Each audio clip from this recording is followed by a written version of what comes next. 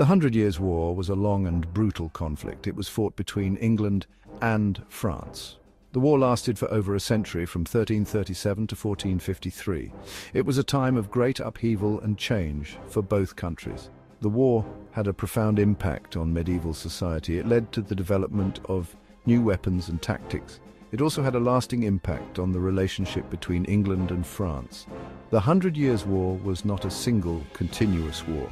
It was marked by periods of intense fighting and periods of truce. However, the conflict cast a long shadow over the 14th and 15th centuries.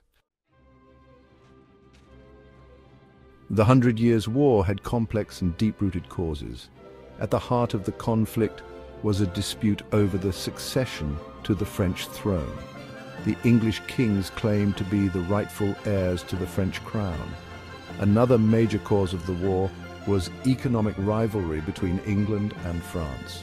England controlled the Duchy of Aquitaine in France, which was a source of tension. The English also dominated the lucrative wool trade, further fueling the rivalry.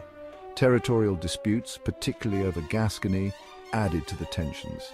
The English kings refused to pay homage to the French monarchs for their holdings in France.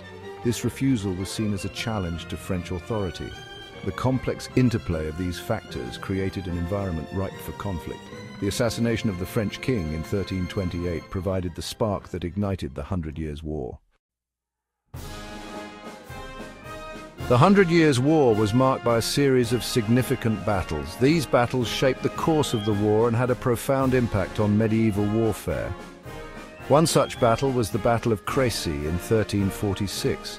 At Crécy, the English army led by King Edward III achieved a decisive victory over the French. The English longbowmen proved to be highly effective, decimating the French cavalry. Crécy established England as a formidable military power. Another pivotal battle was the Battle of Agincourt in 1415.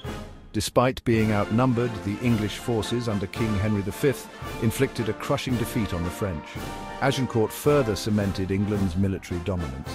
The Siege of Orléans in 1428–29 marked a turning point in the war. The French, inspired by Joan of Arc, successfully lifted the English siege. This victory boosted French morale and paved the way for their eventual triumph. The Hundred Years' War produced its share of heroes and heroines. One such figure was Edward III, the English king, who initiated the war.